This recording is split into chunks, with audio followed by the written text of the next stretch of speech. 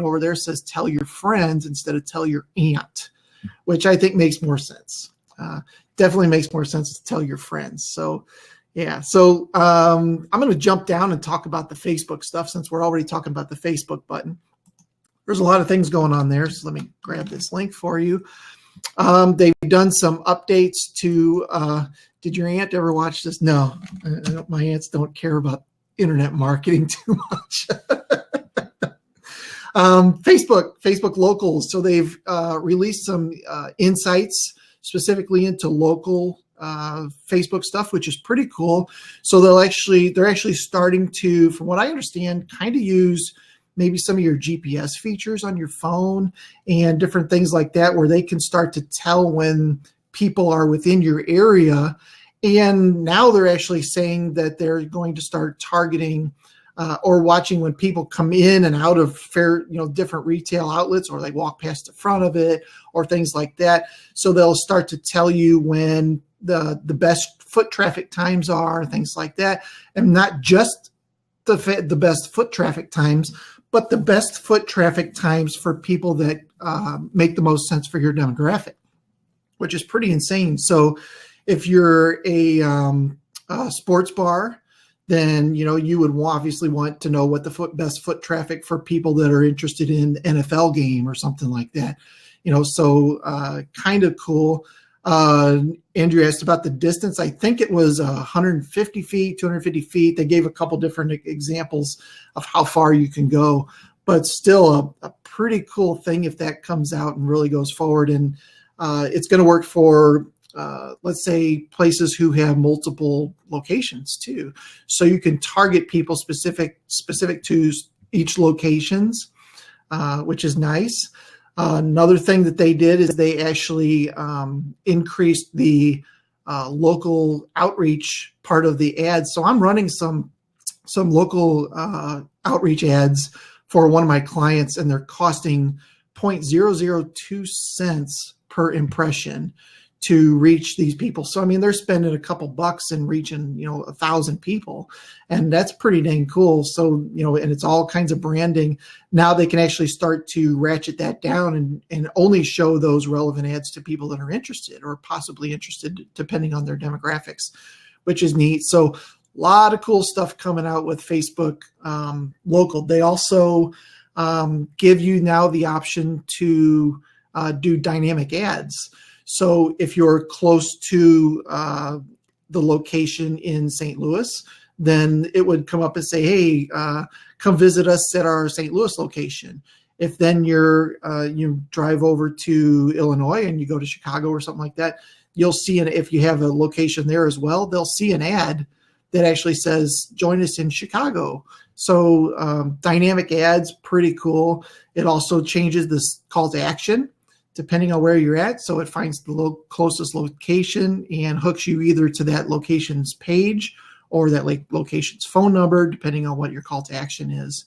So this is all pretty new stuff, but pretty cool things coming out with the Facebook, specifically for local businesses that need more foot traffic. And for my client, this one in particular, they have a great reach on e-commerce. They have a great reach online, but they have a really hard time getting foot traffic into their store. So this is going to be a terrific tool for them, and I'm sure they're not the only ones that are struggling from this. So also on Facebook, I just saw this, and I literally don't know much about it, but it looks pretty dang awesome. It's flex targeting. Have you seen this, Andrew? This is pretty cool. So now you can do either and or statements when you're building Facebook ads. So hello, Elaine. I think that's how you, is it? I guess it's Elaine. I hope to say that right. Thanks for joining us. Appreciate you coming on. Andrew's having some trouble with his mic there, so we just have to look at how cute he looks today, I guess, and move on with things. But let's get back to flex targeting. Pretty cool. So you can add some either or statements or statements. So you only want to show ads to people that are maybe fans of two specific groups, or you want to show ads to they like one page but they don't like another page, or they're there's a lot of things that are really cool. Yeah, let's go ahead and click on, and we'll let you come on in, and maybe you can help us learn a little bit more about this. It's the Hi, flex targeting guys. looks like it's pretty cool. There she is. Hey, thanks for jumping on. All right. I really just wanted to give you guys a little blab assistance. Okay. Andrew, I don't know if you remember me or not from Social Buzz Club. You know who I am. Okay. Good. Are you on Chrome? Are you on Chrome, Andrew? All right. You know about the little icon at the top okay. So did you change the mic? Did you refresh since you changed it?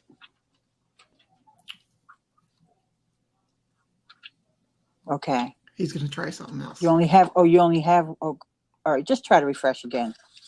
It never hurts to refresh again. As long as you're not the only person in the room. If you're the only person in the room, you don't refresh. Yeah, then it kicks you out. That is not a pretty thing. Out, right? Yeah. Yeah. Well, thank you. So Hopefully, are you guys recording a pod? Are you recording a podcast, honey? Yep, we do it every Tuesday and every Friday. Okay, well, it's nice to meet you. Yeah, good to meet you too. Hopefully we can get him back in and he can help, because I'm sure tired of people are listening to me. Yeah, but I did not hear about the flex that you were talking about with Facebook. It just keeps coming up with stuff, don't they? Yeah, their advertising is really good in the first place. So having the opportunity to do some, adding some different things in like that is even better. There he is. No. Oh, we hear something. Oh, maybe that's Elaine in the background. No, we still can't hear you, Andy. No, can't hear you, Andy. Sorry. That's okay. Thanks for jumping. You're welcome to stay, though. But the only other thing, I'm at work. The only other thing is to try Firefox. Just because sometimes when all else fails, which you've already done, just try Firefox and see what happens. Or Opera. Okay? All right. Thank you. Okay. All right. I'll continue to listen in because I can multitask. Perfect. Okay, good. Bye. Nice blabbing with you. Blab with you later. Okay. So flex targeting is a pretty cool thing. Definitely worth checking out. Like I said, I just saw something about it recently, so I have no experience with it yet, but I'm excited to get in there and play with that. I think that's going to be pretty cool. So next, Facebook also came out with something called the Notify app. Andrew, you are on an iPhone, so have you seen this yet? Haven't seen it yet. Okay, I don't get it because I'm on Android, but they just came out with this app where it actually notifies you of different things depending on who you're following. And it reminds me a lot of the iOS News app, which I know both of us are a fan of. So you can actually pick different categories that you want to learn more about or get news or updates about. And you can get notified when new things come or new things are published related to those things. So you could say you want to follow social media, or you want to follow a specific brand like Mashable or something like that. And on your app, it's really not it's not branded as a Facebook product.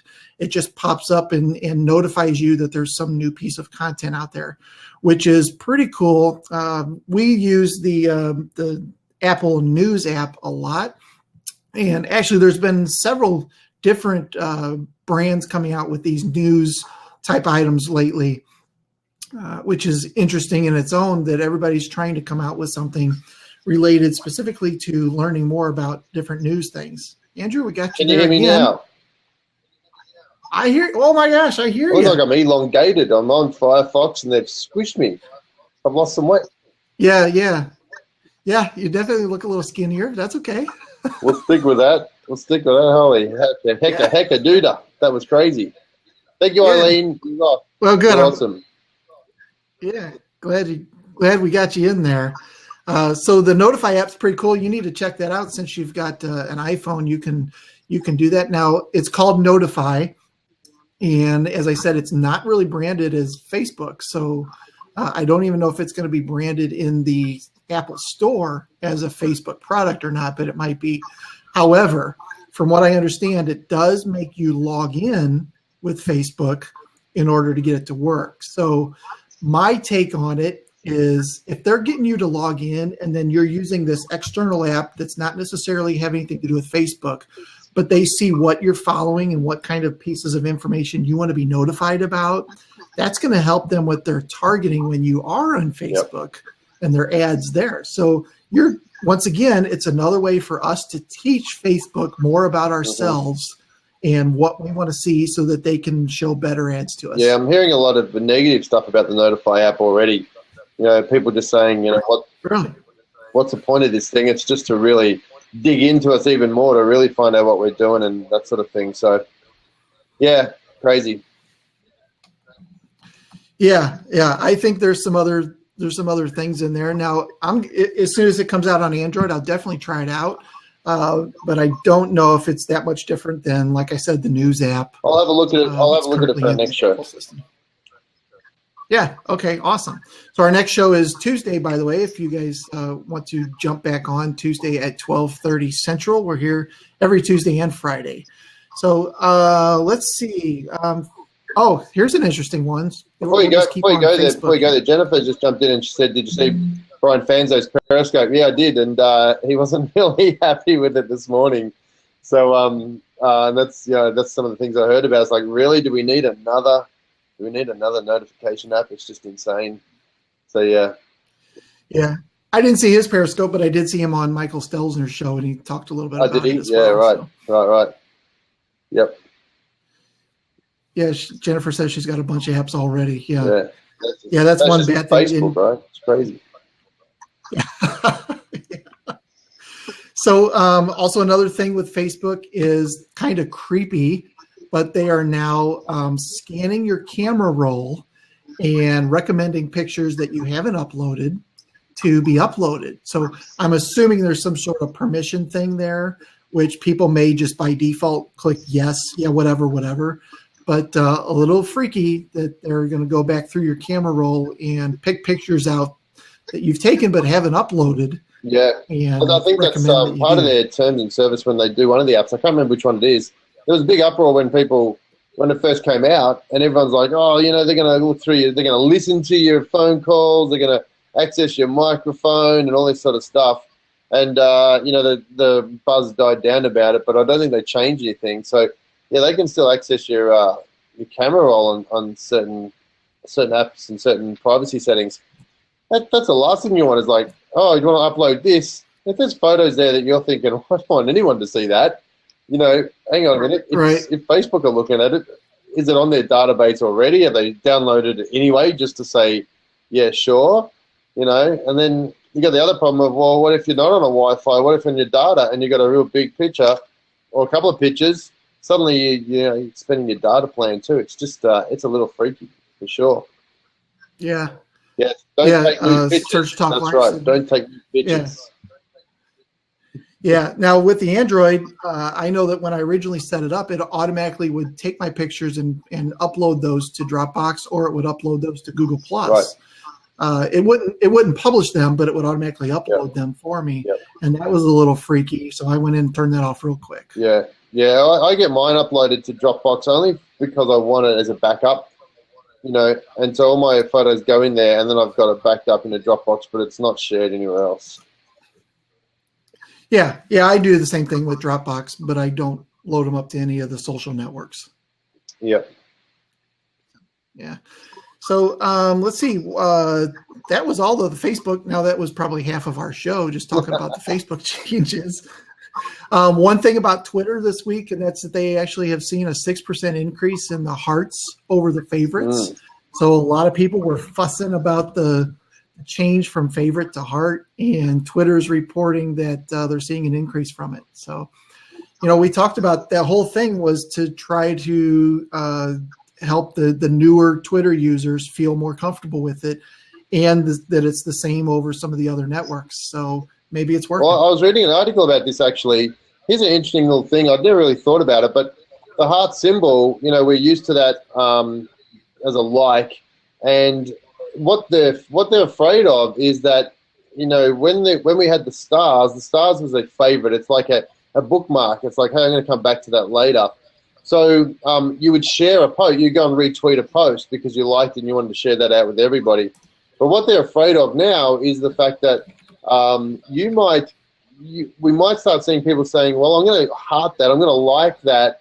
Instead of sharing it, I'm just going to like it to tell the person, hey, I liked your post, rather than resharing it. So they're doing some tests. A couple of smart marketers are doing some tests to see whether the reshare or the retweet buttons, the retweets themselves, will drop a little bit in place of the hearts going up. Right. Because you really ultimately don't want that. You want to be able to get people to retweet your tweet so you can get out in front of people, rather than just the heart. So it's going to be interesting to see if the psychology of what a heart does changes the way the message goes out. Yeah, that's pretty interesting. By the way, if anybody wants to jump on and they have any experience with this, feel free to jump in. We've got an open seat. We'd love to hear your experience with it as well.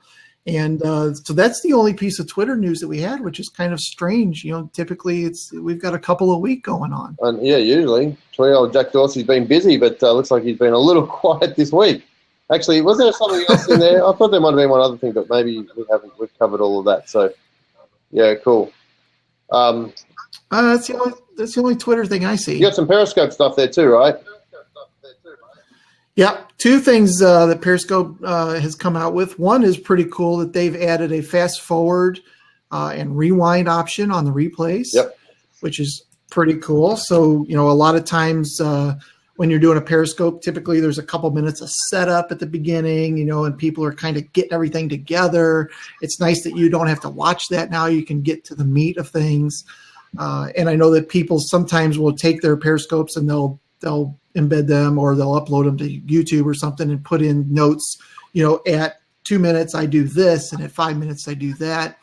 It makes it a little bit easier, that now you can just fast forward to that piece of the meat, that piece of what you want, which is great. But I think it would be even better if they could actually put those bookmarking options into the actual video. That'd be pretty sweet. Yeah. Where you can just, the producer or the piece of the person that created that content can bookmark different things that happened during that scope. We've got a question there. What's your thoughts on Periscope for LinkedIn, for people on LinkedIn? Do you think it's a valuable tool for people on LinkedIn? What are your thoughts? I know you don't use LinkedIn a lot, do you? I don't use it a lot. So I have used Periscope for a couple clients. So I have one of my clients is a knife maker. So I went to their place and I did a Periscope, like a tour of their place where they're making the knives, and they showed the ovens and they showed the cutting saws and things like that.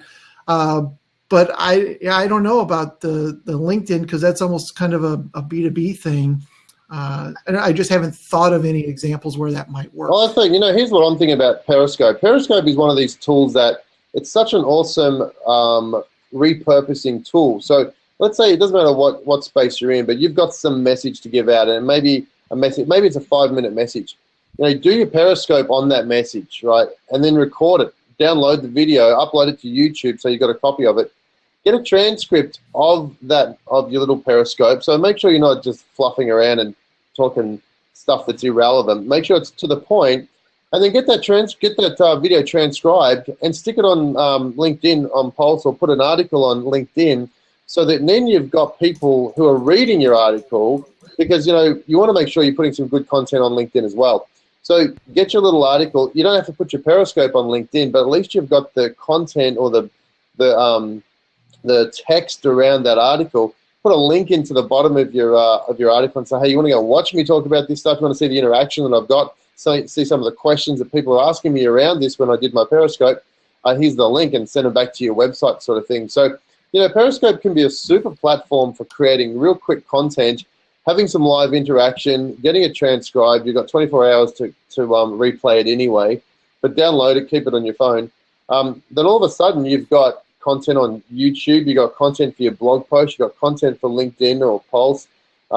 You've got all sorts of content creation just by doing a live 5-minute Periscope. And the cool thing is that you can automate a lot of this. You don't have to do all this work either. You can get a few little systems in place that just automates all this sort of stuff. And then you're punching out content every day. And 5 minutes of speaking can be around about, depends on how fast you speak. If you're from New York, it's probably 3,000 words. If it's from somewhere else, it might only be 200 words. But, you can get a whole bunch of content out. We just do a little Periscope, and you can do Periscopes anywhere, whether you're walking the dog, whatever your thoughts are. So I know it's a bit of a rant. Sorry about that. But it's just a great place to do some content. Yeah, that's terrific. I like how you can take it and do multiple things with it. I will say real quick that there are some people talking now, especially marketers, around the idea of why is Periscope limiting it to 24 hours. They're kind of encouraging people to take those videos and put them up on YouTube versus staying on the Periscope platform. So interesting to see if they end up changing that. Yeah. Well, think about this. I can't remember the numbers that we had, but there was something like 40 hour, ridiculous amount. I think one of our early shows we did this was the amount of hours that were uploaded to Periscope every minute, and that's a lot of content to store on a server. So I think that's a bit of a purge system where they're like, let's just get rid of our stuff because that's a lot of massive servers that Periscope have to build real quick. Yeah, maybe it's just a money-saving thing that until they can get some more. Maybe that'll change down the road. Yeah, maybe. Yeah. The other piece of news around Periscope is Couch Mode. Have you played with Couch Mode yet, Andrew? No, I haven't done that one yet either. I've been too busy in hotel mode right now. Well, so apparently you can just sit on the couch and cruise all the different Periscopes that are going on around the country, see what's happening in different industries, different places, and learn not just other business things, but different cultures, things like that. Market Recruit says it's good entertainment, great entertainment. So, great entertainment. I haven't done. I'll have to get there and check that out. Yeah, it might be kind of cool. Just sit there and kind of cruise through, see what some other people are doing. It kind of maybe opens your eyes to some other parts of the world. So very good. Oh, that's Brian Crawford. Hey, Brian. So that was the other big piece of news about Periscope. And we're almost out of time here. So nice to see them in the news. We haven't had them really anything about Periscope in a couple of weeks. No, but they're still kicking it. I think they're winning the market winning the Meerkat market. That's for sure.